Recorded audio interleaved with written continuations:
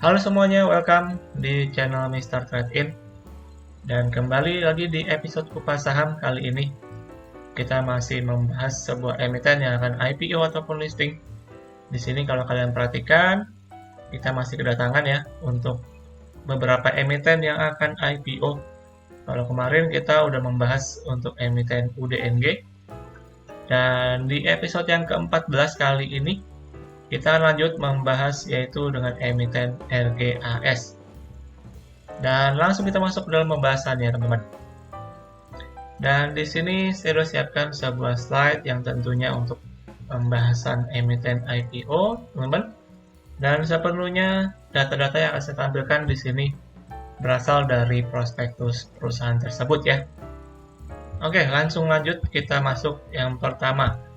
Dengan sekilas perseroan, ini perusahaannya bernama PT Kian Santang Mulia Tama yang kegiatan usaha utamanya adalah industri untuk jaringan gas, teman-teman. Jadi di sini kalau kita lihat ya, untuk instalasi mekanikal, instalasi minyak dan gas yang berkedudukan di Bekasi, Jawa Barat. Nah, kita akan langsung masuk untuk prospek usahanya dulu ya. Yang dimana tadi seperti yang saya jelaskan di awal, bahwa perusahaan ini merupakan perusahaan yang bergerak untuk instalasi jaringan gas. Dan pemerintah di sini mempunyai transisi energi, yang dimana di tahun 2060, pemerintah bersama para pemangku kepentingan mencapai net zero emission, teman-teman. Dan oleh karena itu, untuk menjalankan transisi tersebut ya, maksudnya energi tersebut, ini pemerintah sudah menjalankan berbagai peta energi sampai dengan tahun 2060, yang dimana salah satu roadmap-nya adalah untuk pemasangan jaringan gas. Karena saat ini kita tahu, untuk gas LPG di Indonesia itu masih kebanyakan adalah impor, teman.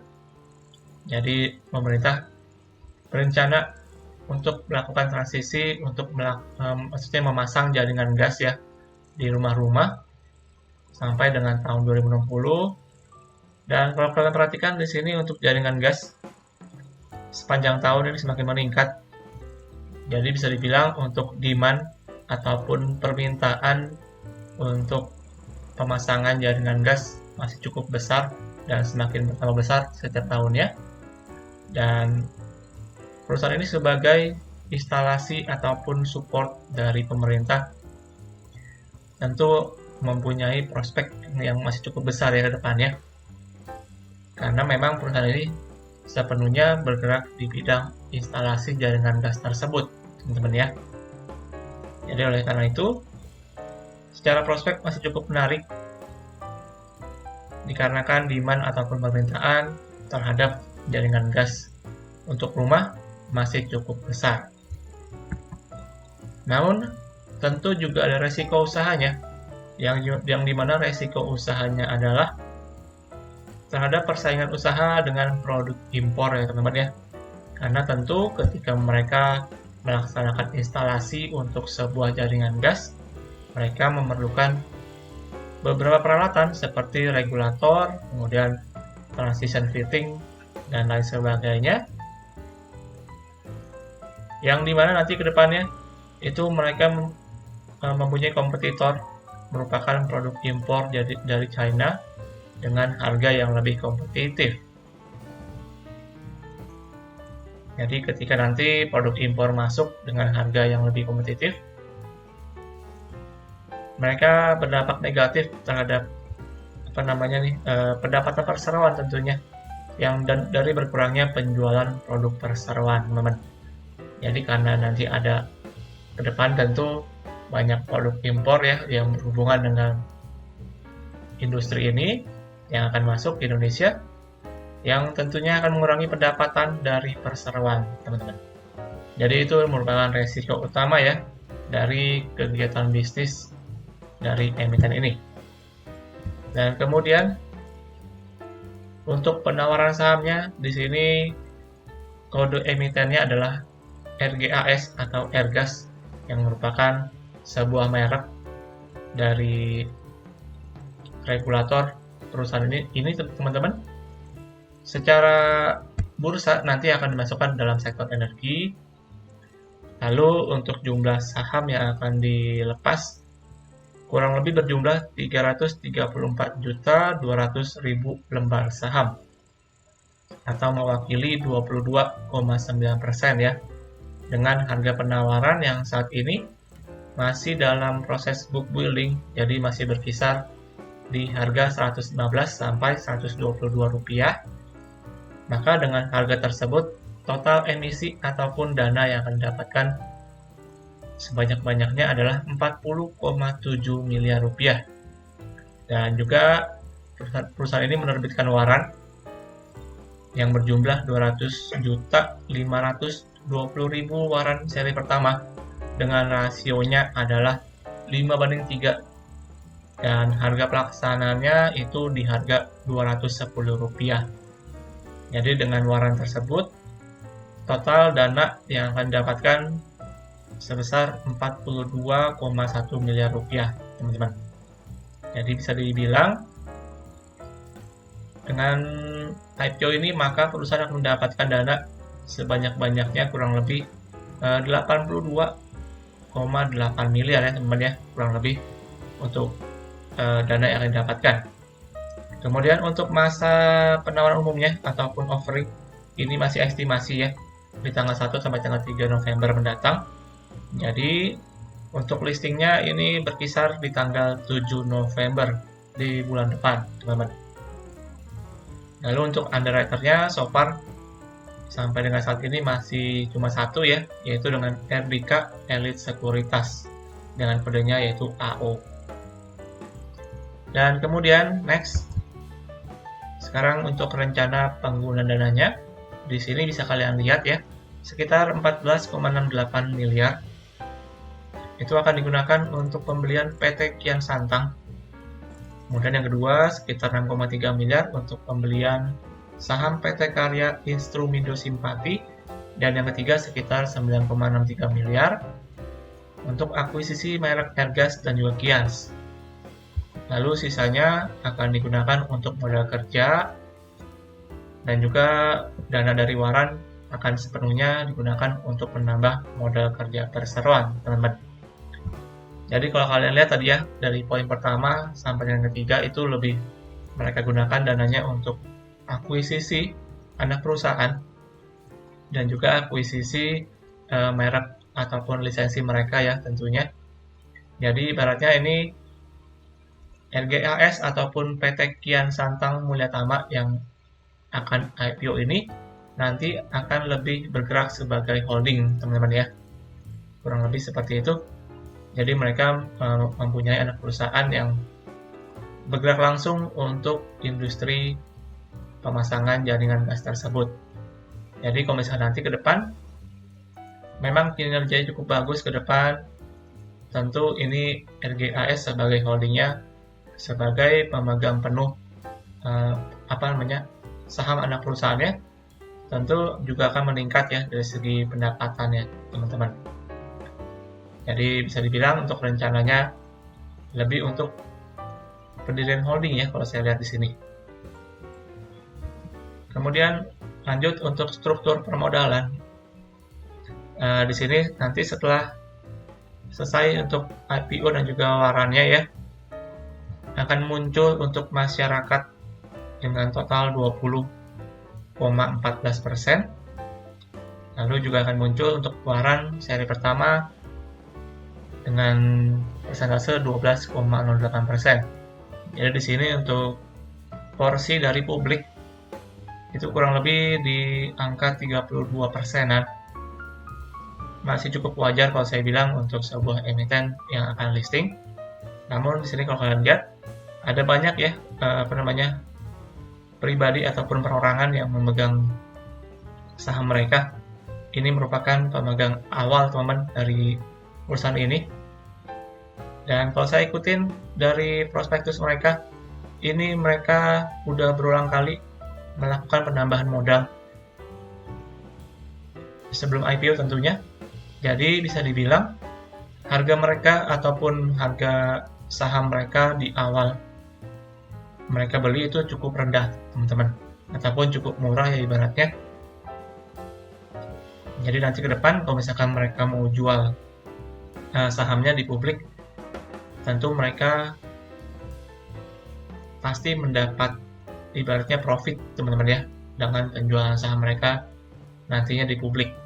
Karena dikarenakan harga mereka mendapatkan sahamnya ataupun membeli sahamnya itu cukup rendah ataupun murah. Jadi perlu diperhatikan juga ya, perlu diingat juga untuk kalian.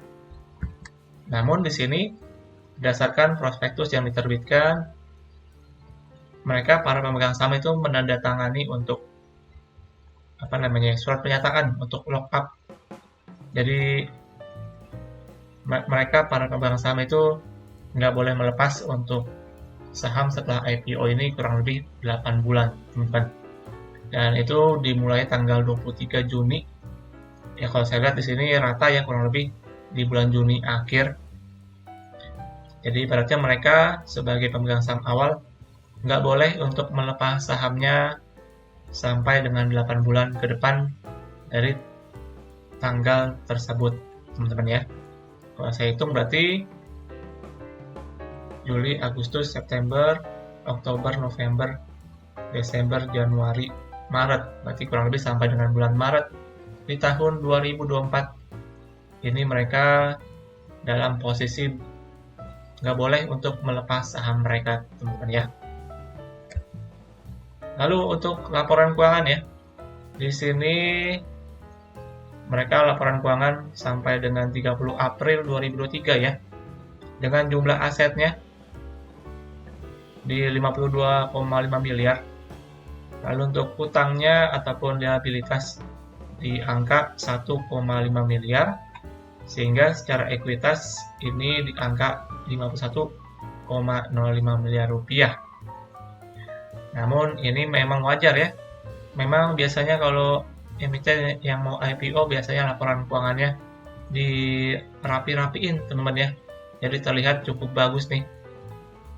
Bisa lihat dari sini dari total utangnya aja tiba-tiba menurun drastis di 1,2 miliar dari yang sebelumnya itu 13,2 miliar bahkan di akhir tahun di 7 miliar ya di akhir tahun 2022, teman-teman.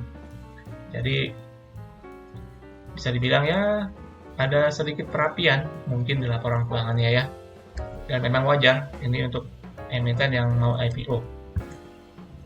Sedangkan untuk laporan laba ruginya, untuk pendapatan ataupun omset sampai dengan 30 April itu di angka 12,3 miliar, which is ada peningkatan dari tahun sebelumnya, maksudnya dari tahun 2022 ada peningkatan ya untuk dari segi pendapatannya cukup bagus, kemudian dikurangi dengan beberapa beban sehingga untuk laba tahun berjalan sampai dengan 30 April itu di angka 1,2 miliar rupiah. Walaupun dari segi pendapatan meningkat, namun dari segi labanya itu menurun ya dibanding tahun sebelumnya di angka 1,4 miliar rupiah. Jadi bisa dilihat kalau secara laporan keuangan ini masih cukup netral kalau saya bilang. Memang ada sedikit ya perapian, namun masih tergolong cukup netral, teman-teman ya, dari segi laporan keuangan mereka. Dan next, kemudian untuk kebijakan dividen, di sini setelah nanti mulai IPO dan mulai tahun buku 2023 dan seterusnya, perseroan berencana untuk membayarkan dividen tunai sebanyak-banyaknya yaitu 30% atas laba bersih perseroannya, teman-teman. Ini yang perlu di-note, yang dimana mereka akan membayarkan dividen sebanyak-banyaknya adalah 30%. Tentu masih dengan mempertimbangkan kondisi keuangan perusahaan.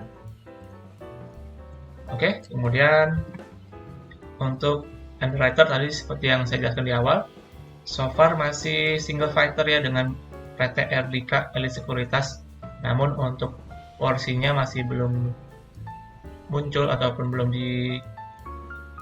jelaskan ya, karena masih dalam proses book building. Oke, jadi kesimpulannya untuk emiten RGIC ini adalah yang pertama, dari segi prospek usahanya kalau saya lihat masih cukup bagus ya, karena untuk permintaan ataupun demand dari jaringan gas rumah itu cukup tinggi, jadi secara prospek masih cukup menarik. Kemudian yang kedua, tujuan IPO-nya ini lebih kepada untuk akuisisi anak perusahaan dan juga merek ya, ataupun lisensi mereknya. Lalu yang ketiga, ini untuk harga investor awal mereka itu cukup rendah, seperti yang tadi saya jelaskan ya, di mana mereka seringkali maksudnya melakukan penambahan modal di emiten ini sebelum IPO dengan harga yang cukup rendah. Jadi bisa dibilang harga mereka ataupun harga investor awal mereka itu cukup rendah. Oleh karena itu nanti perlu diperhatikan nanti setelah periode lock-up selesai ataupun itu 8 bulan, tentu bisa cukup berpengaruh nih, karena tentu mungkin ada yang akan keluar dari investor awal mereka, teman-teman ya. Dan oleh karena itu, untuk perusahaan ini dikarenakan prospeknya yang masih cukup menarik, saya akan berikan rating 6/10, teman-teman. Oke, jadi demikian untuk pembahasan kita kali ini di episode kupas saham yang ke-14. Dan kita akan lanjut nanti untuk episode yang ke-15 dan selanjutnya ya, untuk emiten IPO dan yang selanjutnya. Tentu yang kali ini, disclaimer on teman-teman, segala keputusan untuk pembelian ataupun investasi di emiten IPO ini sepenuhnya ada di tangan kalian. Dan tentunya kalian juga tetap wajib, juga tetap perlu lihat ya untuk prospektus mereka untuk mempelajari emiten ini lebih jauh lagi. Oke? Jadi demikian untuk hari ini di dalam episode kupas saham, dan nantikan untuk episode yang selanjutnya. Akhir kata, sampai jumpa di video selanjutnya dan salam trading.